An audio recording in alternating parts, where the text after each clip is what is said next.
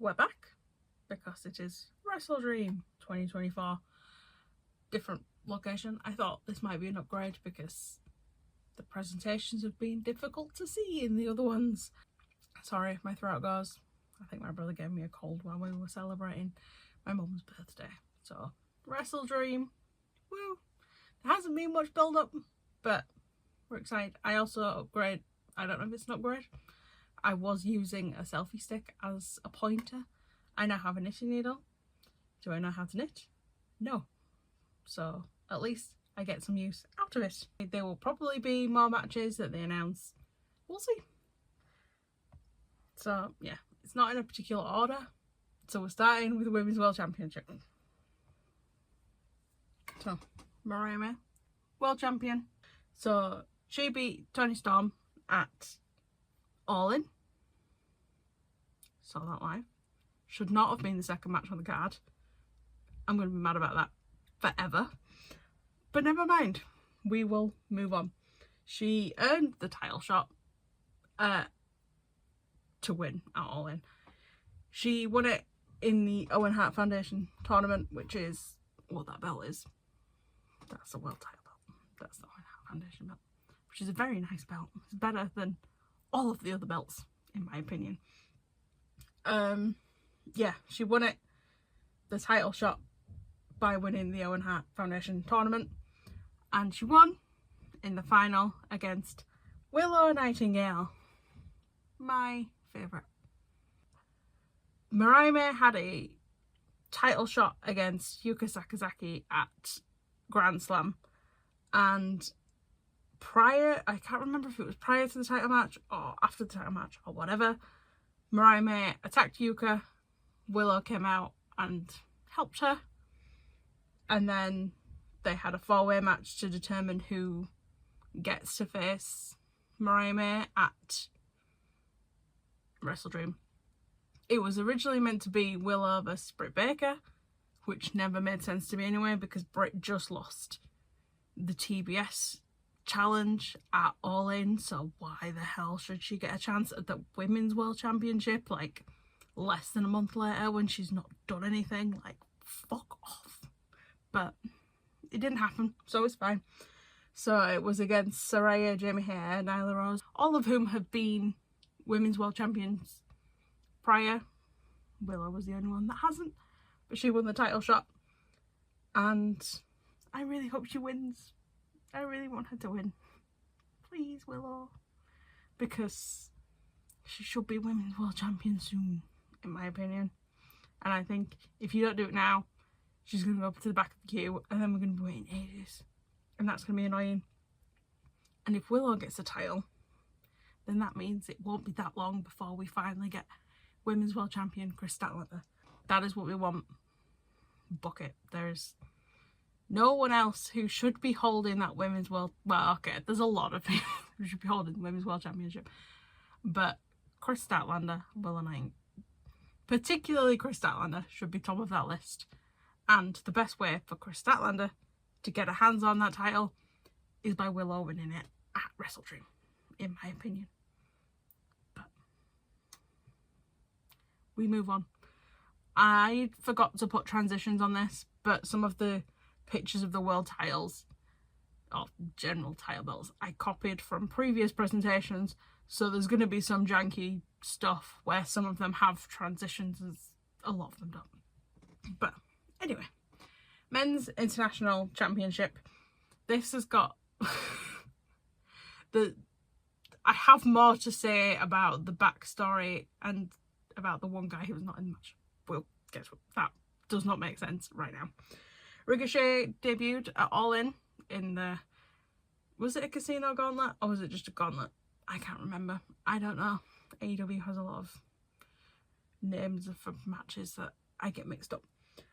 But anyway, he debuted. He didn't win, but that's fine. It didn't matter. He debuted. It was exciting. He's great.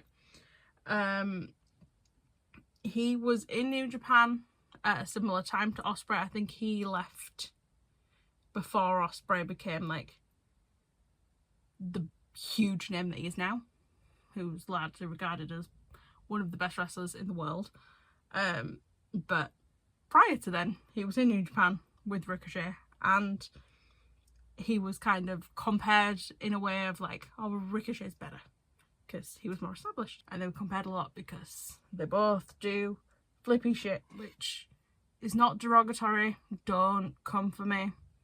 I love flippy shit. It's great. Yeah, and then this year, it was in WWE for a while. I don't know how long specifically, but this year he said that he wasn't renewing his contract. So they tried to like fob him off with this thing called WWE Speed, which is a shit name anyway. That was just like a tournament exclusively for Twitter, which it's insulting for someone. Well, it's insulting to all the wrestlers really. Like, you're on the biggest wrestling company in the world and you're consigned to 3-minute matches on Twitter. It's not the way to use people. So, Will Ospreay. This one's Will. That's Kyle. We'll get to him in a second. Current international champion. He lost it to MJF and then he won it back from MJF at All In. And he said he's friends with Ricochet. He was kind of basically like goading him to sign with AEW by this, like, what it seemed like, just with him saying that like WWE, he was wasted in WWE and like that's not the Ricochet that he knew and all this kind of stuff. And now Ricochet's here to prove that he never left, that he's as amazing as he always was. Ricochet and Will had a match at the 5th anniversary of Dynamite for the International Championship. Dickheads on Twitter complained that why isn't this much on pay-per-view, like, trust the process, number one, and number two, it was the 5th anniversary show, so like, it is important. So also, fuck you, like, whatever, we get it on free TV, what's the issue? It went to a draw because they reached the time limit. I can't remember what the time limit was, probably like 30 minutes, and they were both like, let's continue, let's add 5 more minutes, which is like a classic wrestling trope of like, someone will say 5 more minutes and then the other person will be like, no, screw you, because they're a heel, and that's a fun way to do it. But these two are both babyfaces, so neither of them did that, and they were both down for 5 more minutes because they both want to prove that they're better than the other one. Obviously Ricochet wanting to prove that he's never lost it, and Ospreay wanting to prove that he's better than Ricochet now because everyone was comparing him to Ricochet when he was younger. But they continued the match, and then Takeshita came out and attacked Will, and I think he might have attacked Ricochet as well. I can't remember, but he was specifically targeting Will. Because we'll get to that in 1 second. Because he's the former member of the Don Callis family. So I didn't mention this at the start. I should have. This is a 3-way match. So Konosuke Takeshita is the 3rd member of this match. And he's also a member of the Don Callis family. He's basically like the main member of the Don Callis family. And then other people get added. The only other person that's been like consistently there is Kyle Fletcher. But Kyle Fletcher's not been there as long as Takeshita has. He's Don's favourite now that Will's not part of the family. But he also kind of felt a bit shafted, I think, with Don Callis like constantly referring to Ospreay as like his golden goose. So I think he's had issues with Ospreay anyway. But yeah, there was a tag team gauntlet match in, I don't know, a few weeks ago. Can't remember when. And the winner was like gonna get a tag team title match at Grand Slam against the Young Bucks. We'll get to them later.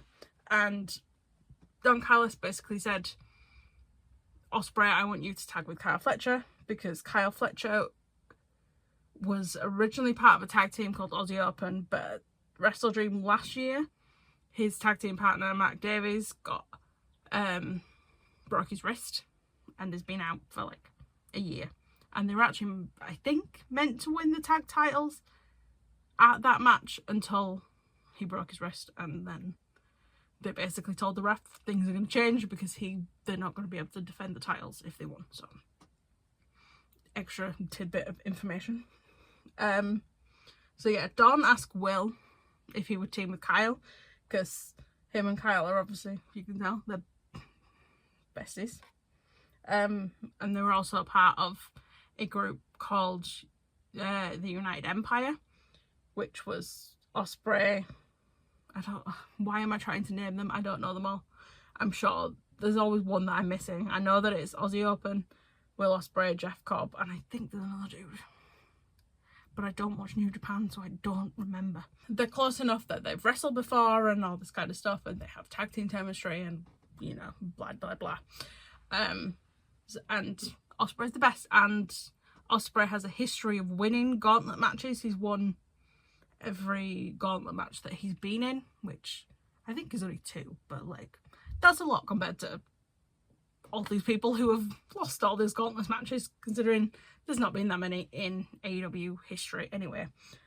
Yeah, so Don Callis was basically like, I want you, Will, to tag with Kyle. And then Kyle was like, yeah, actually, I'd love that if you did that. So Will agreed, basically, because Kyle wanted to do it because they're besties.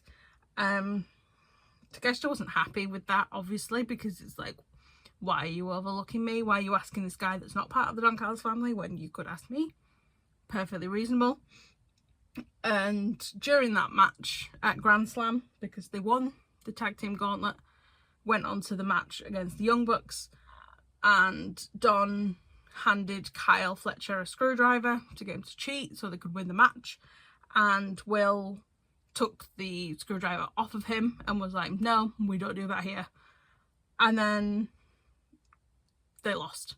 Kyle got pinned, and Don Callis was like, this is Will's fault. And it transpired that it was Don Callis that had sent Takeshita to the Ricochet versus Will Ospreay match. I have opinions about that. Personally, I don't think that, I think there is more story-wise, maybe, if you say that Don Callis put out the hit, but I think that people love Takeshita so much, myself included, that people don't boo him, even though he's meant to be a heel. They just tend to chant fuck Don Callis and shit like that. They boo Don Callis, they don't boo Takeshita. And I feel like if Takeshita's going to stay in this role as a heel, it would have been better, in my opinion, to paint it like he did this without Don Callis's permission. That, like, he came in and ruined this big match because he was pissed off at Will for being Kyle's tag partner instead of him and whatnot, and taking it out on Kyle. I feel like that would have been better, because then people would have a legitimate reason to boo Takeshita, rather than it just being like, oh, we don't boo you, but we do boo your manager, and then we chant about your manager instead of you in your matches. Like, it seems weird to me that they didn't just use that as an opportunity to, like, solidify he's a bad guy, because everyone loves him and people don't really want him to be a bad guy because they love him. But I don't know, maybe there's more story-wise if you say that Don Callis was the one that ordered it, but I don't know. I quite like the idea that Takeshita would go and do his own bidding for a change instead of just doing Don's. So that's this match. I will say there's 2 ways this can go. One way, I can't fully express how angry I would be if it went that way, and the other way I would be absolutely elated, because I get why Ricochet versus Ospreay went to a draw, because they don't want either of them to lose. So if they've made this a 3-way, specifically so one of them can pin Takeshita rather than pinning the other guy, whether so Will could pin Takeshita and retain the belt, or whether Ricochet could pin Takeshita to get the belt, I'm gonna be genuinely furious. Takeshita should not be put in these matches just to take the loss so the other guys don't have to. That's fucking stupid. However, if Will and Ricochet are so obsessed with proving which one of them two is the best that makes them slip up and then Takeshita wins the belt, then that's genius, and I am very happy because Takeshita should have the belt. That's why I drew a little belt there. Can't really see it, I used the wrong colour. The point still stands. Takeshita needs a belt. Ospreay has a belt. There's a way for Takeshita to win with them two being distracted by one another. Takeshita taking advantage. Potentially cheating, but hopefully not. I want him to win the belt clean. Hopefully from pinning Ospreay. This match is going to be excellent, and I have a feeling that no matter how it ends, I'm probably going to be in some way furious, but the match itself will be great. But please give Takeshita a belt, please. And then we have Hangman Adam Page versus Jay White. This one, I think I put the slides in the wrong order because I put the Hangman slide first, but I think I should have put the Jay White one first, but I don't know how to go back on Keynote, so I guess we're going to do Hangman first. So he won. He beat Swerve All Out. He has been in a huge feud with Swerve, he lost 2 matches in a row. He lost at Wrestledream, and then he lost at Full Gear, and then they had a match that was a draw, and Hangman was just like, get me at Swerve, get me at Swerve. So much that Swerve was he's no longer, but he was the AEW World Champion going into All In. And the Owen Hart Foundation tournament, which we mentioned with Mariah May, was basically, it was a tournament and then the winner gets a title shot at All In. So he entered that specifically because he wanted to get at Swerve, and this was a way for him to do that. But he lost to Bryan Danielson. We'll get to Danielson later. And then he had beef with Jeff Jarrett, who was someone that he faced during the tournament. And then they had a lumberjack match at Grand Slam, which is basically a match where you're in the ring and then there's like a bunch of guys outside the ring, and like if you leave the ring for whatever reason, they have like permission to like beat you up and stuff. And this was like a strap match, so they were all holding like straps that they would hit you with if you left the ring. And Juice Robinson and the Guns, which are both part of Bullet Club Gold, which we'll get to in a second, were there, and Hangman then took beef with Juice Robinson, which led to a match, and then Hangman was very, very angry, and Jay White has been out injured for like a month, maybe 2 months, not too long. Can't have been that long because he was in the Owen Hart Foundation tournament, and that was in July. He's the leader of Bullet Club Gold. Juice Robinson's like his best mate, his right hand man. So he returned to an injury to help Juice when Hangman was beating him up. Hangman beat Jay White in the Owen Hart Foundation tournament, which we need to know, which is why he's kind of like, he came back and he was like, oh, I'm coming back for gold and vengeance, which is very much Jay White's brand in general. And he was like, starting with Hangman, because Hangman beat him in the tournament, and if Hangman hadn't beaten him in the tournament, then he might have gone on to win the title at All In instead of Bryan Danielson. However, and like that point makes more sense, because there was a thing about the lumberjack match where it was like everyone outside the ring would be people that Hangman has wronged in the past, and they were like the Dark Order, which made sense. I'm not getting into it, but it made sense. And then Jeff Jarrett's crew, because why not? And then Bullet Club Gold minus Jay White, which didn't really make sense. But if now it makes slightly more sense if Jay White was like, I think Hangman wronged me for beating me in that match, but it's a choice, an interesting choice that they went with that, given that the reason that Jay White lost that match was because of Christian Cage. It wasn't anything to do with Hangman. Christian Cage came in the ring while the ref was distracted and speared him. And that was kind of how it ended, because they were like feuding over the trios titles at the time, because I believe Bullet Club Gold had them at the time, or the Bang Bang Gang as they sometimes call themselves, but I don't like that name. Yeah, I think they had them and Christian wanted them, and then Christian got them, and then Christian lost them. You know how it goes with the title matches.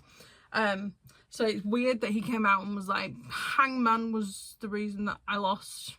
Hangman's in my path. I'm getting revenge for that loss, when it's like, well, that's not the right person to be getting revenge on. I don't even know if it makes sense why they were feuding, or if I explained it well. But now we're moving on to the Tag Team Championship. Young Bucks, I made them little name matches, which I'm proud of, considering the illustration capabilities in Keynote, which is still very fun to draw in and mess about. So they're the current Tag Team Champions. I believe they're 3-time champions, but 5 years ago when AEW first started, they had a tournament to find the first champion, and they were like the favourites, because obviously they kind of founded AEW, and like it was a show very much built off of their hard work as well as like many other people's, but like they were at the beginning kind of like the faces of the company, and then they lost to Private Party in that tournament, which is still kind of like seen as one of the biggest upsets in AEW history, that like this young team beat these established guys. And then we have Private Party, Isaiah Cassidy and Matt Quinn. AEW Originals beating it from the start, beat the Young Bucks in that tournament, and then things get odd. Not odd.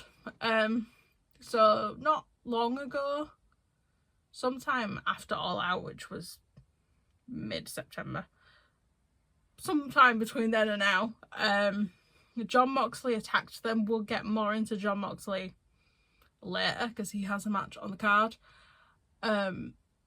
Basically attacked them and was like, you wasted your potential because you're in this company and you're in the same place that you were 5 years ago, and that's unacceptable, and this company should be like built off the backs of people who are constantly working and trying and whatnot, and you're resting on your laurels and not doing anything, not getting any better, stagnating and whatnot.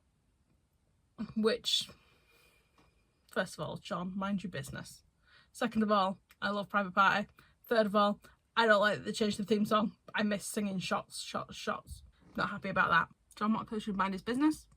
But it did kind of light a fire under their asses, and have then like actually tried way more than, oh, not tried, like, come on, it's wrestling, like, this is all about booking. They're getting pushed in a way that they weren't getting pushed before.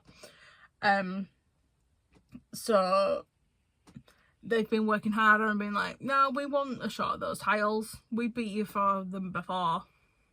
They didn't win the titles in the end, but like they beat them in the tournament. So it's like, well, we beat you then, we could beat you now. Like 5 years is, you know, whatever. We can still do it. And there was a 6-man tag, trios. I don't know why sometimes they use trios and sometimes they use 6-man. So it was Private Party and Katsuyori Shibata, who we'll get to in a bit, versus Young Bucks and Jack Perry, who we'll also get to in a bit. And that match ended with Matt Quinn pinning Matthew Jackson. Kind of establishing that, like, well, he can beat you. He pinned you.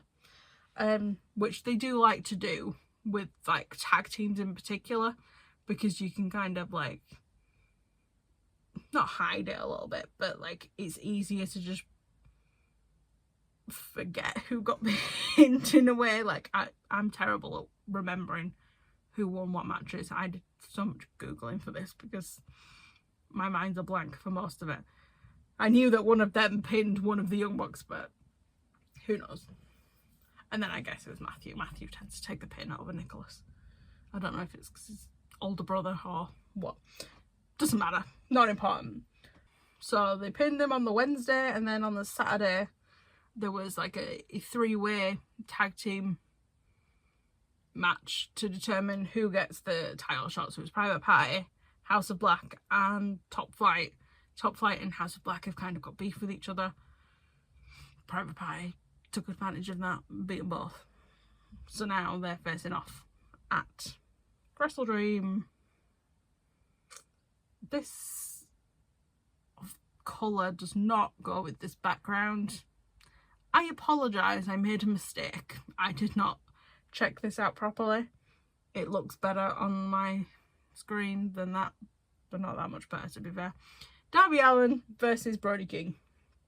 So Darby is kind of largely regarded as like one of the faces of AEW. He's been there from the beginning. He does a lot of interviews and like TV spots, advertising, whatnot. A lot of little kids like to dress up of him because it's like, you know, face paint's fun. And he skateboards, and yeah.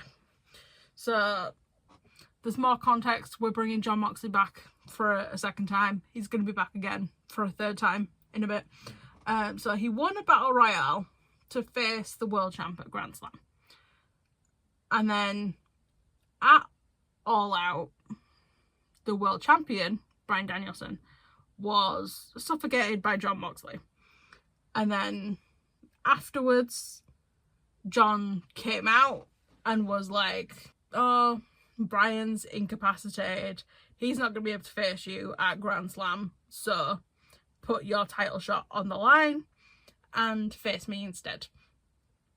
And Darby accepted because he's an idiot. Because nobody had said that Bryan Danielson would not be able to wrestle at Grand Slam except for Jon Moxley. And you can't trust that fucker at his word.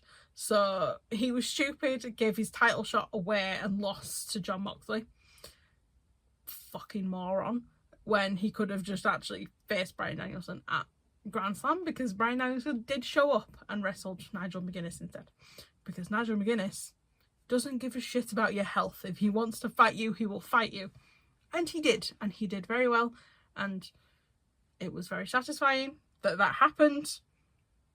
But Darby Allin is still an idiot for giving away his title shot. Without checking, at least, that Danielson would definitely not be cleared to wrestle. So now Darby, because Darby lost his title shot, he's pissed off. I think he's probably just projecting and he's pissed off at himself for allowing his emotions to get the better of him and giving away his title shot when he could have kept it. But it's Darby. He's not gonna self-reflect and work out like how to deal with these things emotionally. Instead, he's gonna fight, and he issued an open challenge. I feel like a lot of this is because Wrestledream is taking place in Washington, and that's his home state. So it was like, well, we need to get Darby on the card because he's a fan favourite and it's his home state. So he issued an open challenge. And then Brody King answered the open challenge by attacking Darby. We love Brody King in this house. That's it. That's the end of the sentence. We love Brody King. They've had like a long feud going back, like from way before I started watching AEW, but like even back when they were like both on the independent scene and stuff like that. And Darby said that he's never actually pinned Brody before in a match, which is interesting. I didn't know that. And then last week, Darby was, or this weekend, last week, Darby has been sprouting his mouth off and being like, Darby claims that he's the reason that Brody King got hired at AEW because Brody King was signed with Ring of Honor. Ring of Honor went out of business, and then Tony Khan bought it later, but that's not the point. And like pushed for them to sign Brody King, and then he was saying to Brody like, oh, you're jealous because I'm the face of this company and I do the interviews and I put all this work in, and like you don't get to be that because like I carried the company on my back and whatever. And Brody King very wisely responded that Darby Allin's got a death wish. That's not putting the company first. That's risking your life doing stupid shit for no reason other than because you want to do stupid shit. That's reckless. You shouldn't be the face of the company if you're willing to die at any given moment when there are people that are relying on you to do your job. And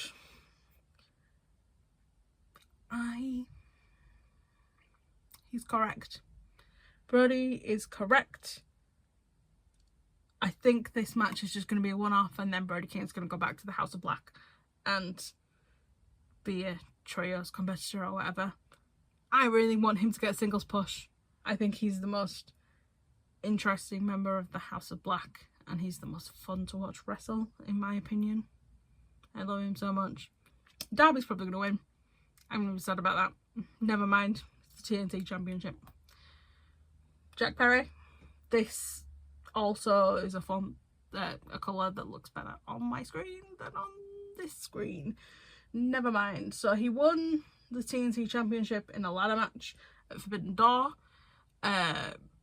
Mainly because Adam Copeland broke his leg defending the belt against Malachi Black. And Adam Copeland had kind of established this idea of the TNT Championship being like an open challenge of like anyone can come and proclaim that they want a title shot and he'll give it to them. And Jack, to his credit, oh my god, that text is difficult to read there. Oops, my bad. To his credit, has continued that, which is good because he could have not done that because he's part of the elite with the Young Bucks and who have historically not really, I mean until recently, but when they first won the belts, like they weren't really defending them that much, and Jack Perry could have gone down that same route, but instead is the open challenge thing is like legitimately good. And Katsuyori Shibata was like, I'll take you on, I want to do it. So I don't know if any of this is even going to come up with anything, but Shibata was part of like a fun matchup group thing with Hook and Samoa Joe, and then Samoa Joe was being out of action for a little bit. In kayfabe, it was because Chris Jericho drove him through a wall while he was laying on a forklift. But I think in reality it's because he's filming Sweet Tooth or one of his fun video game projects or something. He's cool, he's got a lot going on. He doesn't need to be around, but I miss him a lot. But I only mention this because Hook and Jack Perry have history, like quite a bit of history. Hook was the FTW champion, and like him and Jack Perry, I think, teamed up, did tag teaming for a while. And then, no, tag teaming sounds sexual when you say it as a verb. They were a tag team for a while, and then Jack Perry turned against Hook and attacked him.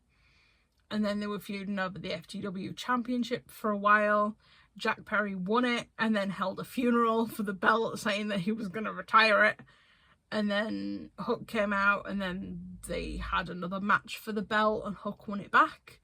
And then Jack Perry got suspended, and like we've not seen them like together or really interacting since. So I don't know if any of that is going to come into play, but it's worth mentioning that he does have ties to Hook, so there's a potential that maybe we get a Hook versus Jack Perry for the TNT Championship, because Hook announced that they were retiring the FTW Championship at Grand Slam.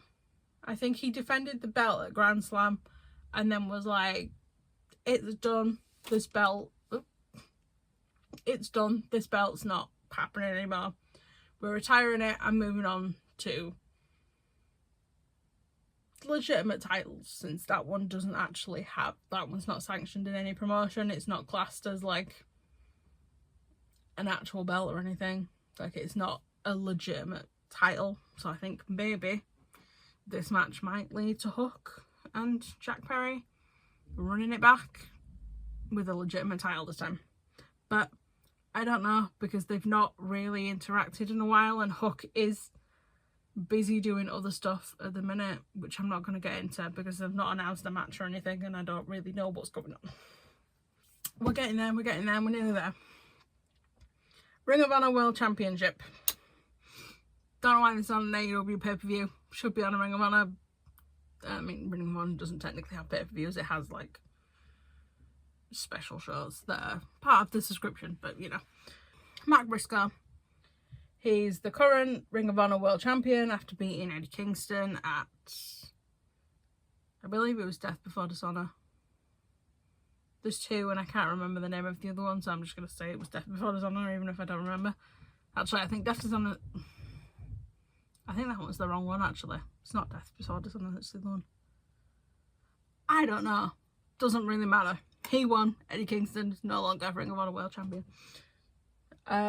He was half of a tag team called... Well, I don't know if they were called Dem Boys, or if that was more like a nickname for them, with his brother, until his brother sadly passed away in 2023. Yeah, he's part of the Conglomeration, which is kind of like a group of misfits at the minute. It's like people who have not really had anywhere else to go. Like Orange Cassidy is part of it because Best Friends broke up after like Chuck had to basically retire, and then Willow Nightingale's part of it after like her best friend Chris Statlander turned against her, and then we've got Kyle O'Reilly, who his mates are part of the Undisputed Kingdom, and he doesn't want to be part of that because they're bad guys. He's not a good guy, he just wants to be goofy and silly. Mark Briscoe's kind of like not really had any like groups or factions while he's been with AEW. He's kind of just been a bit all over the place, a bit directionless until now. And Rocky Romero, a recent addition. I feel like there was someone else. Tomohiro Ishii was part of it because him and Orange Cassidy were like mates, but he's gone back to New Japan. He basically just came over for the summer because he wasn't in the big summer tournament that they have in New Japan, the G1. So it was like, oh, I'm not in the G1, I'll come over to AEW for a bit, which was fun. A fun little excursion. So yeah, he's part of the Conglomeration, which is a conglomeration of people, hence the name. And he's a true man of honour. He's got decency and respect, and he knows how things work. I don't really know what I meant by that sentence, never mind. Chris Jericho, who is the Learning Tree. He's like, current gimmick is like, he's a teacher and he's gonna help the young guys out, and he's got Big Bill and Brian Keith by his side. I love them both. I love the learning tree. I don't care what people say. People will shit on it till the end of time because they don't like Chris Jericho and don't like Chris Jericho as a person, as for his beliefs, and his wife might have been at the insurrection, but like, I like the gimmick and I think I'm gonna like it for a long time. So yeah, I'm just throwing that out there now. So he's been feuding with the conglomeration. So like years and years and years ago, Orange Cassidy dumped orange juice on Chris Jericho because he was being a prick and stained his like $7,000 white jacket, and he never paid him for it because he didn't have to, because he won the match, so he didn't have to pay. And then they kind of brought that back again, but I think Orange Cassidy won the match, so he didn't have to pay. But then Chris Jericho stole Orange Cassidy's backpack, which was like, he cherished. I don't know why he cherished his backpack, but you know. He was on about like he carries around the backpack because he wants to win another title, because when he was an international champion, he used to carry it around in his backpack, I think. None of that really matters that much, but anyway. He said like, oh, if you want your $7,000 back, I'll give you it back, and he dumped $7,000. It wasn't $7,000. He dumped a bunch of pennies onto Chris Jericho's new car, obviously denting it, filling the insides and whatnot. Not a fun time for him. So they've kind of been feuding for a little bit. And then there was I believe it was a trios match, maybe it was a tag match, maybe it was 8-man, fuck knows. But during the end of the match, Chris Jericho pinned Mark Briscoe to get the win for his team. And because Mark Briscoe's a man of honor, it's like, yeah, you pinned me fair and square. Like, you deserve a match. You beat me. Let's see if you can do it one-on-one. And then Chris Jericho's just been a prick and riling Mark up by saying disrespectful things about the memory of his brother. Well, not disrespectful to his brother. Basically saying, like, oh, your brother could have beaten me, but you can't. Like, I'm going to win that title, sort of thing. Not nice. Really not nice. So now Mark's just like, oh, you don't want to wrestle who you just woke up, because he's going to fucking kill you. But we'll see.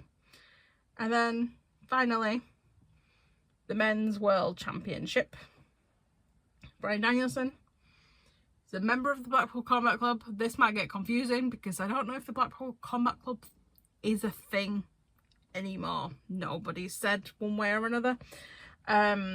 He beat Swerve Strickland at All In because he won the Owen Hart Foundation tournament, which we have mentioned. Yeah, he beat Swerve, and then at All Out he had a match against Jack Perry, and after that match Jon Moxley choked him out with a plastic bag, and Claudio Castagnoli and Pac helped him. It's unclear whether Pac is part of the Blackpool Combat Club, but Claudio Castagnoli is, and Pac held Wheeler Yuta back to stop him from helping Bryan Danielson, because Wheeler Yuta is also a member of the Blackpool Combat Club, and Wheeler, Pac and Claudio are trios champions, but Wheeler disagrees. Very, very angry and upset about what happened to Bryan Danielson, who was like his mentor. But I think shit's going down with that. I'm gonna just throw that out there because they had a tag match, which was Bryan versus Wheeler. No, it wasn't Bryan versus Wheeler. That's not a tag match. It was Bryan and Wheeler versus Claudio and Pac. And after the match, Jon Moxley, who we will get to, was fighting with Bryan in the back, and then in the ring, Claudio was repeatedly hitting Wheeler Yuta in the stomach with a hammer, as you do. And then when Bryan came back to the ring and the bad guy scarpered, Bryan, instead of immediately going to Wheeler and checking that he was okay, he instead was like inciting the crowd to cheer for him. So I do wonder if like the fact that he was laying there just watching that his mentor's like caring about the cheers from the crowd more than his actual like team member who was injured, if that's gonna play into this match coming up, whether Wheeler's gonna have a change of heart and no longer side with Bryan, we'll see. Yeah, so he was suffocated with a plastic bag at All Out, which was in mid-September, and he was like, oh, out of commission for a little bit, and then he came back, wrestled Nigel McGuinness at Grand Slam. That doesn't really matter. What does matter is he said that he will retire from full-time wrestling the moment he loses this belt. Jon Moxley, also a member of Blackpool Combat Club. This is why this is confusing, and we don't know what's going on with it. Is Pac a member or not? Is the Blackpool Combat Club still a thing, given that half of them hate the other half? I really like pointing with this thing, apparently. So he kind of... I'm not gonna lie. I like him as this, like, evil thing, entity of, like, oh, this is not your company anymore, I'm taking over kind of thing. But I don't really get it. I don't fully get his motivations and stuff, because he came out and said that, like, there's too many egos in AEW, and we're gonna get rid of them, and we're gonna, like, make it like there's not enough people that are, like, focused on the company and what's best for the company. But he's also, like, proclaiming himself to be the king, which is like, isn't that the most egotistical thing you can do? That's weird that you're saying these things in the same sentence. And also, like, of all the people to then attack, why Private Party, given that their egos aren't really, like, a thing? Like, in terms of, like, yeah, they'll come out to the ring with confidence, but, like, if they're losing their matches, like, what does that mean? That's why I'm saying, mind your own business, John. Leave Private Party alone. Let them do their own thing. Although I do hope that they win the tag belts. I've been wanting them to win the tag belts for a while. I don't think they are, though. But I want them to. But they're probably not. But I want them to. As long as the Young Bucks don't lose the belts to FTR, I honestly couldn't give a shit who wins them. As long as it's not FTR. I want it to be MXM Collection, to be honest. But I don't see that happening anytime soon. But that's beyond the point. I have gone very much off track. So he is basically saying that Bryan doesn't know what's good for him or what's good for the company, and he should just get out of the way and allow him to take over and lead the company and whatnot. And he just claims that he's doing a good thing. That, like, I'm helping Bryan. He doesn't see it. But he will once he's gone. Sometimes you need someone to do the dirty work so you can just, like, pretend that everything's fine or whatever. I don't remember exactly what he said. I like the faction. I am a little bit confused about what he's trying to do. And I have a feeling he's going to win the belt. Which, I'm going to be honest, I don't...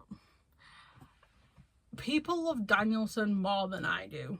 I will say that. I'm not a... He's a technical wrestler, and I don't really like technical wrestling. I like him as a person and a character, but I don't always enjoy his matches as much as other people do. And the same thing can be said for Jon Moxley, in my opinion. And I don't know if I want him to have the belt. But then I don't know who's going to be Danielson if it's not Moxley, because given this storyline, it would seem weird to have John lose. Unless it goes to a time limit thing, which it better fucking not, because world title matches are 60 minutes long and I don't want to watch them for 60 minutes, I'll be honest. Some people would love that and good for them, but I think maybe just give the belt to John and then just see what the storyline is.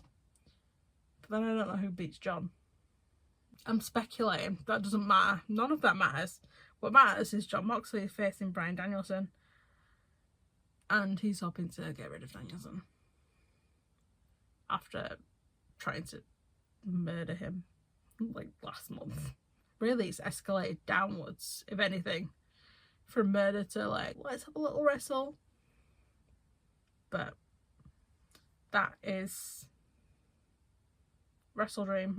That's all of the matches that have been announced thus far. I've very much enjoyed this knitting needle as a pointer. I quite like this setup, even though I'm very close. I will probably be back for Full Gear in November. Until then, bye. I'd never know how to end these things. If you're watching Wrestledream, enjoy. If you're not, enjoy my ramblings about all of these people. And yes, wrestling is real.